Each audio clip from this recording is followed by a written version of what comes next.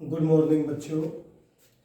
आज हम 3.5 एक्सरसाइज को हल करेंगे। निम्नलिखित रैखिक समीकरणों के युग्मों में से किसका एक अद्वितीय हल है, किसका कोई हल नहीं है, या किसके अपरिमित रूप से अनेक हल हैं। अद्वितीय हल की स्थिति में उसे बज्रगुणन विधि से ज्ञात कीजिए।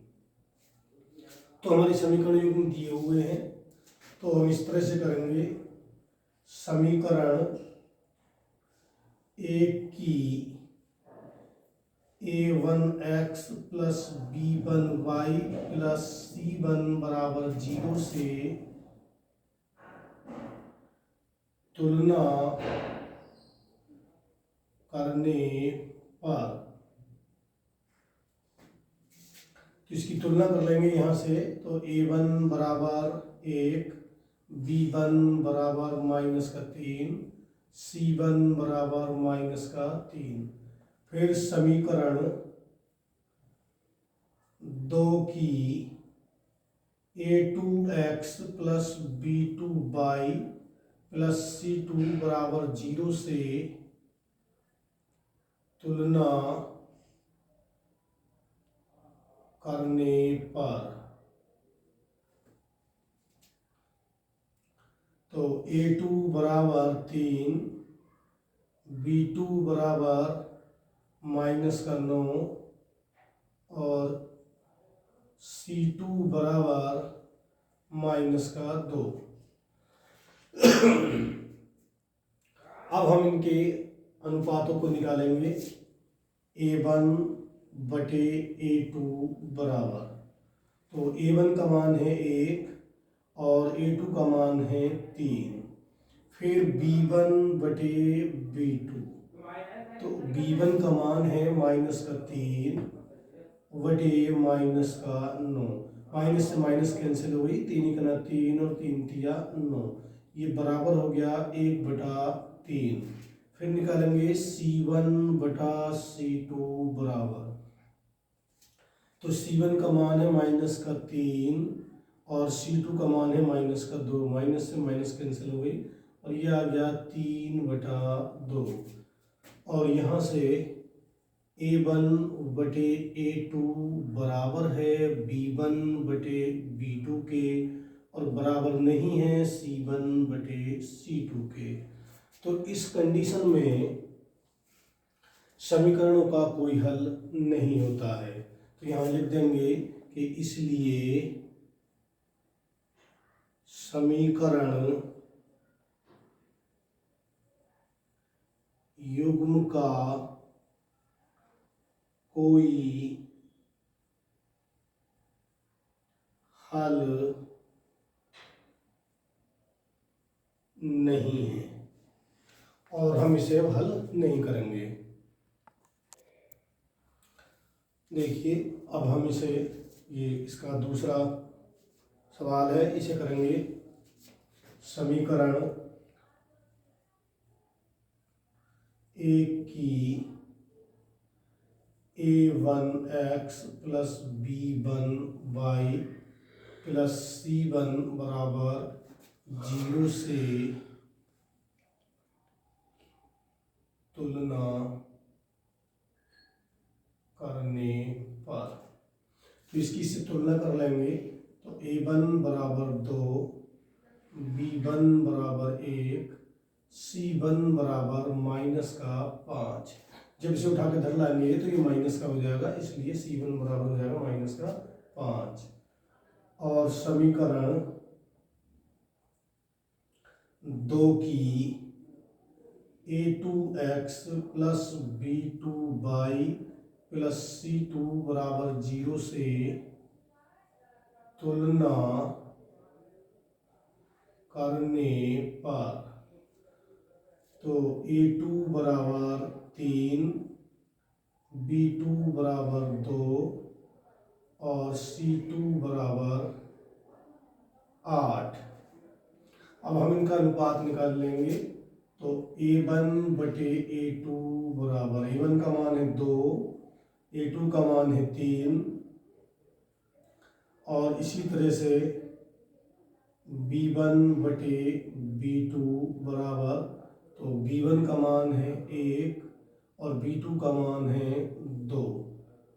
तो ये अनुपात आपस में बराबर नहीं है, तो a1/a2 बराबर नहीं है b1/b2 के।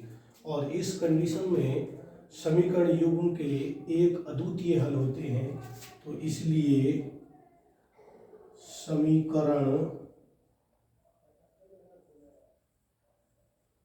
युग्म के एक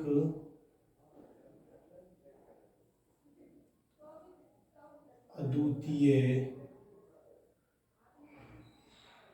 हल है।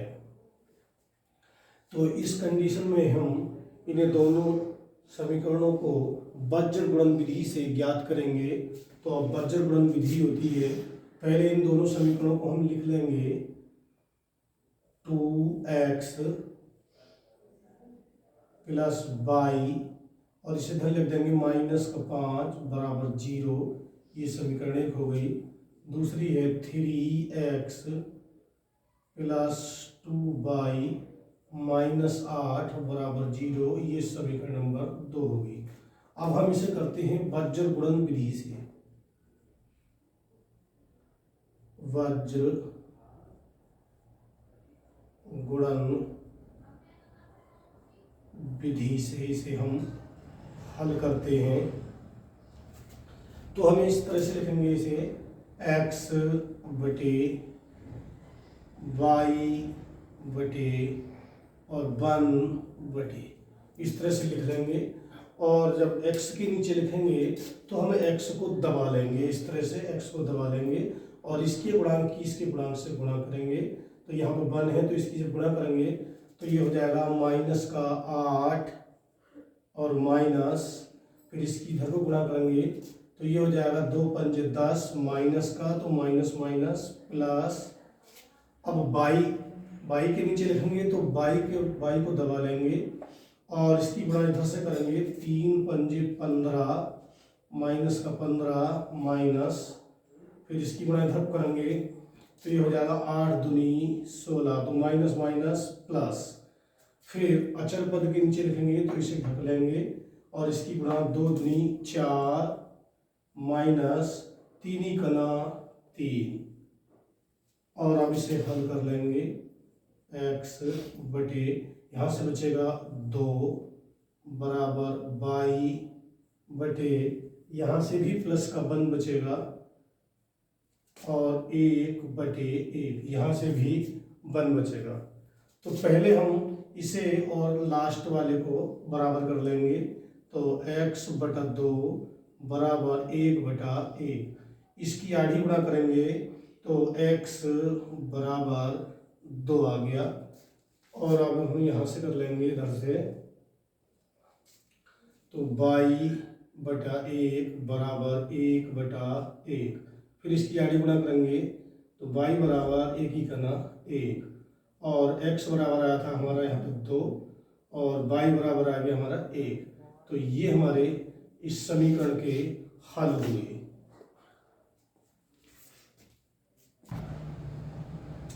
देखिए इसे भी हमें हल करना है और हमारा सवाल वही है कि समीकरणों के एक अद्वितीय हल हैं या परिमित रूप से अनेक हल हैं या कोई हल नहीं है।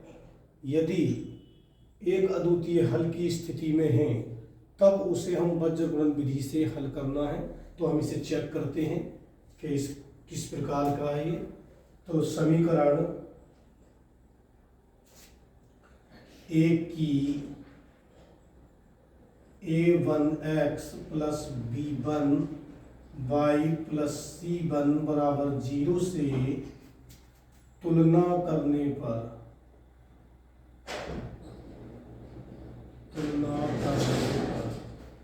तो a1 बराबर 3, b1 बराबर -5, c1 बराबर -20।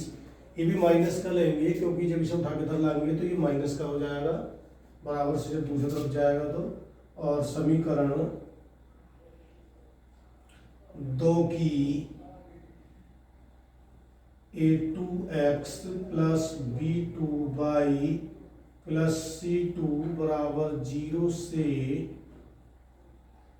तुलना करने पर, तो a2 बराबर 6, b2 बराबर -10, c2 बराबर -40। अब हम इनके अनुपात निकाल के देख लेंगे। तो a1 बटे a2 बराबर 3/6, 3 से 3 करना 3 और 3 दूनी 6 बराबर आ गया 1/2। फिर b1 बटे b2 बराबर, b1 का मान है -5 बटे -10, माइनस से माइनस कैंसिल, 5 से 5 का 5 और 5 दूनी 10 बराबर आ गया 1/2। फिर c1 बटे c2 बराबर, c1 का मान है -20 बटे -40, माइनस से माइनस खत्म और इसे 10 से काट लेंगे, 10 दूनी 20 और 20 से काट लेंगे, 20 का ना 20 और 20 दूनी 40 बराबर आ गया 1/2। तो ये तीनों अनुपात आपस में बराबर हैं।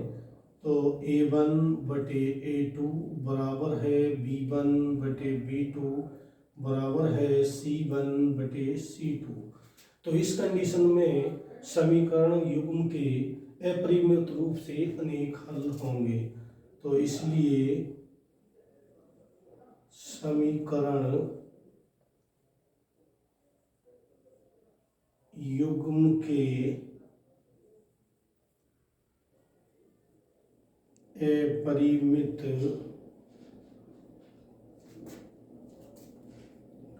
रूप से अनेक हल होंगे। तो इस कंडीशन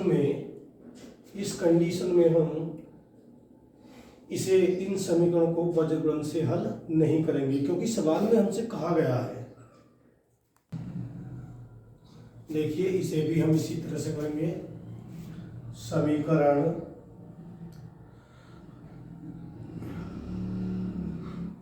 एक की a1x plus b1y plus c1 बराबर 0 से तुलना करने पर, तो इसकी तुलना करेंगे। तो a1 बराबर 1, b1 बराबर -3, c1 बराबर -7। अब समीकरण 2 की a2x plus b2y plus c2 बराबर 0 से तुलना, तो a2 बराबर 3, b2 बराबर -3, c2 बराबर -15 और c2 बराबर -15। अब इसका हम अनुपात देख लेंगे। a1 बटे a2 का मान निकालेंगे। a1 का मान 1 है और a2 का मान 3 है। इसी तरह से b1 बटे b2 बराबर, b1 का मान है -3 और बटे -3, माइनस से माइनस कट गई, 3 से 3 एक बार कट गया, बराबर आ गया 1/1। तो ये अनुपात दोनों आपस में बराबर नहीं है। तो a1 बटे a2 बराबर नहीं है b1 बटे b2 के। तो इसलिए समीकरण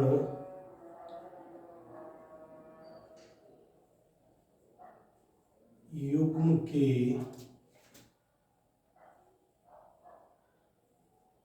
अद्वितीय हल है। और जब अद्वितीय हल की स्थिति होती है तो उसे हमें वज्रगुणन विधि से ज्ञात करना होता है। तो हम इसे वज्रगुणन विधि से ज्ञात करेंगे। तो समीकरण दोबारा से लिख लेंगे। यहाँ पे हम x -3y -7 बराबर 0, समीकरण नंबर 1। 3x -3y -15 बराबर 0, समीकरण नंबर 2। अब हम इसे वज्र गुणन विधि से करेंगे। वज्र गुणन विधि से हम इसे हल करने जा रहे हैं। तो इसे लिखेंगे x बटे, यहाँ पे लिखेंगे y बटे, यहाँ पे लिखेंगे 1 बटे। फिर इसी तरह से करेंगे, x के गुणांक से ढक लेंगे और इसकी गुणा इससे करेंगे तो 3 की और 15 की, तो 15 तिया 45 और माइनस माइनस प्लस का हो गया और माइनस। फिर इसकी गुणा इधर करेंगे, इसकी इधर को गुणा करेंगे इसकी, तो ये हो जाएगा 3 सत्ते 21, 3 सत्ते 21 और ये हो जाएगा माइनस माइनस प्लस, फिर माइनस तो माइनस ही हो जाएगा।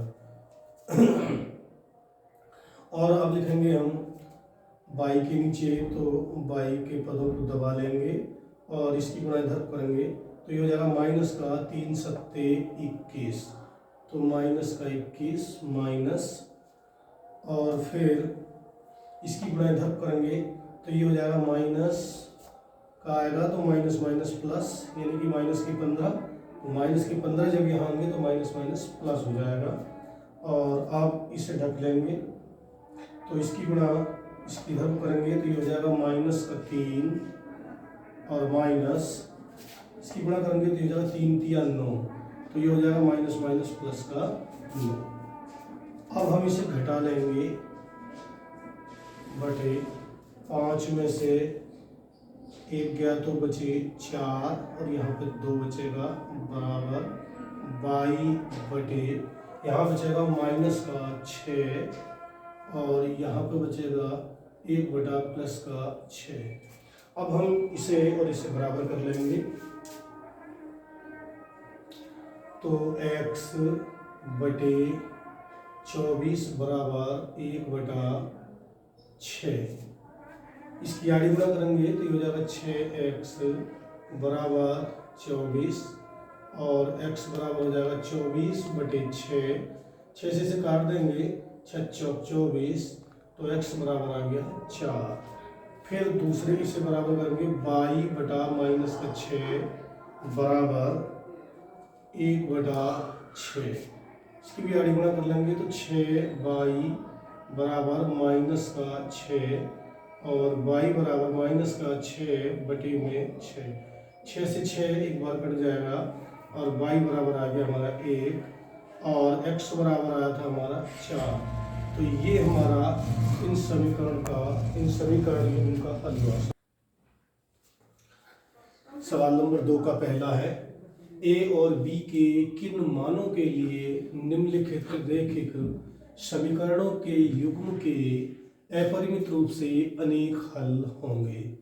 तो देखिए, इसे हम थोड़ा सा इन समीकरणों को सही से करके लिख लेते हैं, यानी कि 2x प्लस 3y माइनस 7 बराबर 0, समीकरण नंबर फर्स्ट हो गई।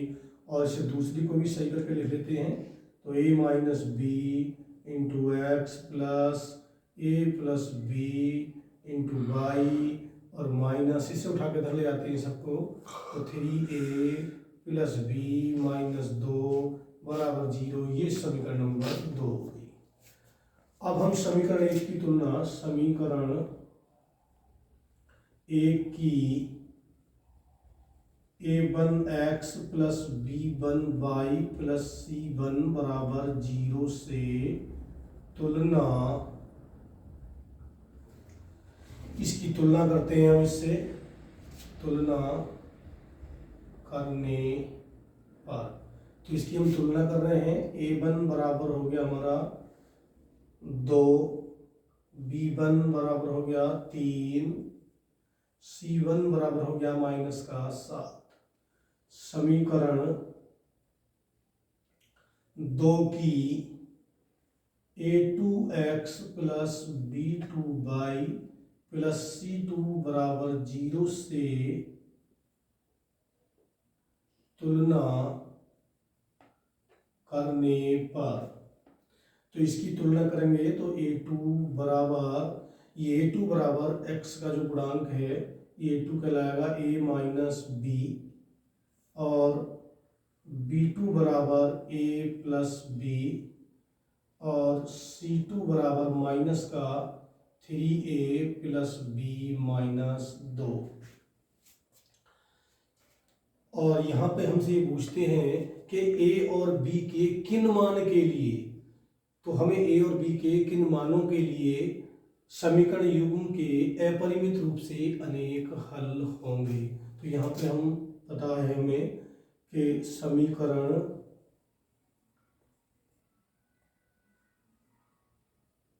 युग्म के अपरिमित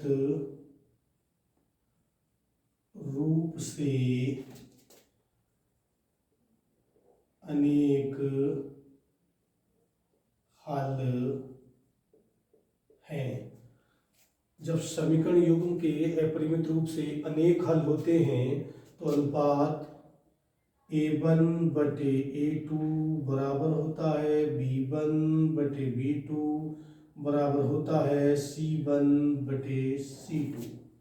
अब हम इनके मान डाल देते हैं, तो a1 का मान है 2, a2 का मान है a माइनस बी बराबर, b1 का मान है 3, b2 का मान है a प्लस बी, c2 का मान है c1 का मान है 7, और c2 का मान है माइनस का 3a प्लस बी और माइनस 2। यहाँ से हम इसे माइनस को माइनस से काट देंगे, और अब हम पहले इन्हें, इसे और इसे दोनों को बराबर कर लेंगे। इनकी 2 बटे a माइनस बी बराबर 3 बटे a प्लस बी, और अब हम इनकी क्रॉस मल्टीप्लाई करेंगे, आड़ी गुणा कर लेंगे, तो 3 का 3a माइनस का 3b बराबर, गुणा कर लेंगे इधर को, तो 2a प्लस का 2b। अब इन्हें सबको एक साइड में करेंगे, 2a इधर आएगा तो माइनस का हो जाएगा, और 3a इधर प्लस का है तो a बचेगा माइनस, ये 2b इधर आके माइनस की हो जाएंगी, और ये 5b बराबर 0। ये हमारी समीकरण नंबर 3 हो गई। अब हम इसे 3 बटे a प्लस बी बराबर कर लेंगे 7 बटे 3a प्लस बी माइनस 2। अब हम इसे और इसे बराबर कर लेंगे, और इसकी भी हम आड़ी गुणा करेंगे, तो इसकी आड़ी गुणा करते हैं, देखो इसकी इससे, तो 3 तिया 9a प्लस का 3b और माइनस 3 दूनी 6 बराबर 7 का 7a प्लस का 7b। और अब हम इसे इधर लिख लेते हैं, 7a जब इधर आएंगे तो माइनस के हो जाएंगे, और 9 में से 7 जाएंगे तो यहाँ बचेंगे हमारे 2a, और 7 भी उठ के जब इधर को आएंगे तो ये भी माइनस की हो जाएंगी, इधर प्लस की 3 भी हैं तो माइनस की बचेंगी 4b, तो माइनस का 4b और बराबर, ये जो 6 है, 6 को उठा के हम दूसरी साइड में ले जाएंगे तो ये हो जाएगा, इधर जाके हमारा हो जाएगा 6 प्लस का हो जाएगा 6।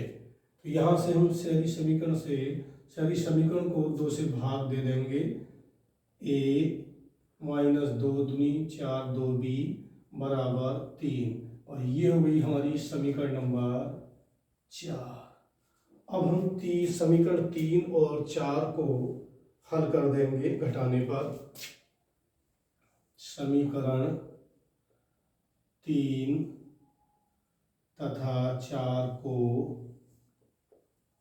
घटाने पर, तो हम इन्हें घटा देंगे। समीकरण 3 है हमारी a माइनस 5b बराबर 0, समीकरण नंबर 3, और 4 है a माइनस 2b बराबर 3, समीकरण नंबर 4। अब हम इन दोनों को घटाने पे हल करेंगे। यहाँ लिख देंगे घटाने पर, चिन्ह बदले जाएंगे, माइनस प्लस और माइनस।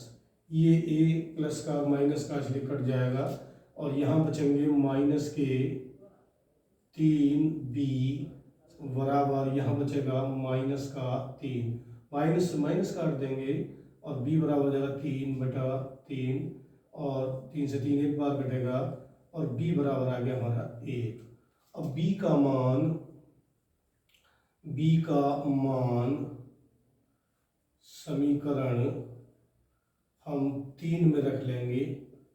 3 में रखने पर तो 3 है हमारी a माइनस 5 गुणा 1 बराबर 0। तो a बराबर हो गया 5 ही करना 5, इधर माइनस का है उधर जाके प्लस का हो जाएगा, तो a बराबर 5 आ गया हमारा, और b बराबर है 1। तो a बराबर 5 और b बराबर 1 के लिए समीकरण के अपरिमित रूप से अनेक हल हैं। देखिए k के किस मान के लिए निम्नलिखित रैखिक समीकरणों के युग्मों का कोई हल नहीं है। तो इसे भी सही से लिख लेंगे हम, 3x प्लस y माइनस 1 बराबर 0, समीकरण नंबर फर्स्ट हो गई। दूसरी लिखेंगे 2k minus 1 into x plus k minus 1 into y, और माइनस 2k प्लस 1 बराबर 0, समीकरण नंबर 2। यहाँ पे हम इसकी तुलना कर लेंगे। समीकरण एक की a1x plus b1y plus c1 बराबर 0 से तुलना करने पर, तो a1 बराबर 3, b1 बराबर 1, c1 बराबर माइनस का 1। समीकरण 2 की a2x plus b2y plus c2 बराबर 0 से तुलना करने पर a2 बराबर 2k माइनस 1, b2 बराबर k माइनस 1, c2 बराबर माइनस का 2k प्लस 1। सवाल में कहते हैं समीकरण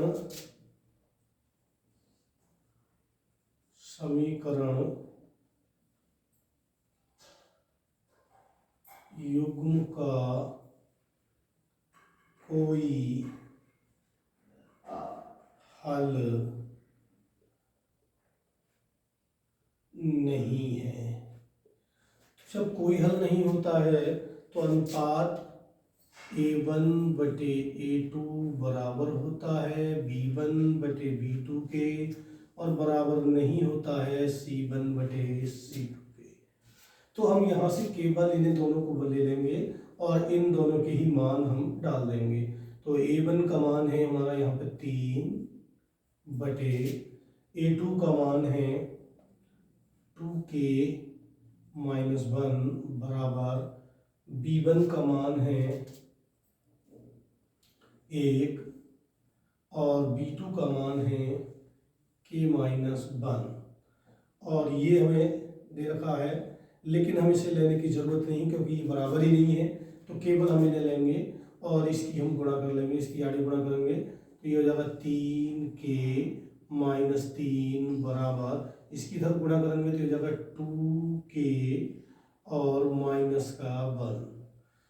2k जब इधर आएगा तो माइनस का हो जाएगा, इधर 3k है, 3k में से जब 2k जाएगा तो यहाँ पे k बचेगा, और बराबर 3 माइनस का है उधर जाके प्लस का हो जाएगा, इधर से माइनस का 1 है तो वो उसमें से घट के बचेगा 2। तो k बराबर 2 के लिए समीकरणों का कोई हल नहीं है। तो k बराबर 2 के लिए समीकरण युग्म का कोई हल नहीं है। बस ये हमारा आंसर हो गया।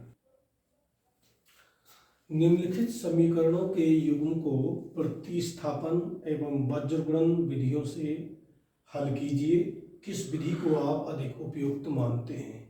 तो ये सवाल हमें दोनों विधियों से करना है, प्रतिस्थापन से भी और वज्रगुणन से भी। तो पहले हम इसे प्रतिस्थापन से करते हैं। तो प्रतिस्थापन विधि समीकरण 2 से, हम यहाँ पर समीकरण 2 से लेते हैं।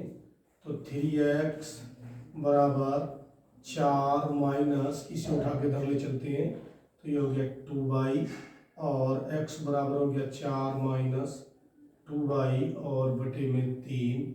ये हमारी समीकरण नंबर 3 हो गई। ये हमारी समीकरण नंबर 3 हो गई। अब x का मान समीकरण फर्स्ट में प्रतिस्थापित करने पर, फर्स्ट हमारी ये है 8, x के स्थान पे लिखेंगे 4 माइनस 2y बटे 3 और प्लस का 5y बराबर 9। अब हम इसके एलसीएम ले लेंगे, इसके बटे 1 करके, और इसका हम एलसीएम ले लेंगे। एलसीएम आएगा 3, इसकी गुणा करेंगे 8 के अंदर, 8 चौक 32 माइनस 8 दूनी 16 y प्लस 3 पंजे 15 y और बराबर 9। इसकी मल्टीप्लाई कर लेंगे और इसमें से इसे घटा के भी लिख देंगे। तो ये हो जाएगा 32 माइनस, ये 15y है, ये 16 माइनस के हैं, इसलिए यहाँ पर y बचेगा और बराबर, इसकी आड़ी गुणा कर देंगे तो ये हो जाएगा 9 किया 27। तो माइनस का y बराबर, इसे जब उठा के इधर ले जाएंगे तो ये भी माइनस का हो जाएगा 32, और 32 में से जब 27 प्लस के हैं तो ये जाएंगे तो यहाँ पे बचेगा माइनस का, और माइनस का बचेगा यहाँ पे 3 और 2 5, माइनस से माइनस कट जाएगा और y बराबर आ गया हमारा 5। अब y का मान समीकरण 3 में प्रतिस्थापित करने पर, तो 3 में प्रतिस्थापित करेंगे तो x बराबर 4 माइनस 2 गुणा, और इसका मान आया है 5 और बटी में है 3। तो x बराबर 4 माइनस 2 पंजे 10 और बटी में 3, x बराबर यहाँ बचे माइनस के 6 बटे में 3 से काट लेंगे तो 3 दूनी 6, और x बराबर आ गया हमारा माइनस का 2। तो यहाँ पे हमारे मान जो आए x बराबर माइनस का 2 और y बराबर आया हमारा 5। तो ये हमारा इसका आंसर हुआ। अब हम इसी को वज्रगुणन विधि से करेंगे। वज्रगुणन विधि, अब हम इसे वज्रगुणन विधि से करते हैं। तो समीकरण यहाँ पे लिख लेते हैं हम, 8x प्लस 5y और माइनस का 9 बराबर 0, ये समीकरण फर्स्ट है। 3x प्लस 2y और माइनस का 4 बराबर 0, समीकरण नंबर 2 है। अब इसे लिखेंगे हम x बटे बाई बटे 1 बटे, अब इसे हम x को ढक लेंगे और इसकी वजह से कर देंगे, तो ये हो जाएगा माइनस के 5 चौक 20 और माइनस इसकी गुणा इधर को करेंगे तो ये हो जाएगा 9 दूनी 18, माइनस के 18 माइनस माइनस प्लस हो जाएगा और ये आएगा 18। ऐसे ही अब इसे ढक लेंगे तो इसकी गुणा करेंगे तो माइनस का 9 तिया 27 प्लस माइनस, और जब इसकी गुणा इधर करेंगे तो ये हो जाएगा 8 चौक 32, तो काय का माइनस का तो माइनस माइनस प्लस का 32, और अब इसे ढक लेंगे तो फिर इसकी गुणा इधर करेंगे तो 8 दूनी 16 और माइनस इसकी इधर गुणा करेंगे तो 5 दिया 15, तो ये आ जाएगा x बटे, तो देखिए x बटे 2 बराबर बाई बटे यहाँ से बचेगा 5 बराबर यहाँ बचेगा 1/1। तो हम पहले इसे और इसे बराबर कर लेंगे, तो x बटे माइनस का 2 बराबर 1/1, आड़ी गुणा करेंगे तो x बराबर माइनस का 2, और इसी प्रकार हम इसे बराबर कर लेंगे बाई बटे 5 बराबर 1/1, तो यहाँ से बाई का मान निकाल लेंगे, आड़ी गुणा करेंगे तो बाई बराबर 5 ही कना 5, और x बराबर हमारा मान आया था माइनस का 2। तो ये हमारे इस तरह से इसके मान आ गए और दोनों ही आंसर हमारे बराबर आ रहे हैं। अब ये आती है बात कि किस विधि को आप अधिक उपयुक्त मानते हैं, तो दोनों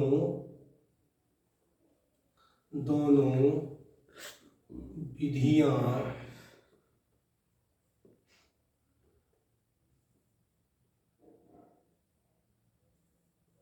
उपयुक्त हैं, यानी कि दोनों ही विधियां, दोनों ही और एक तो यहाँ पे दोनों ही विधियां उपयुक्त हैं।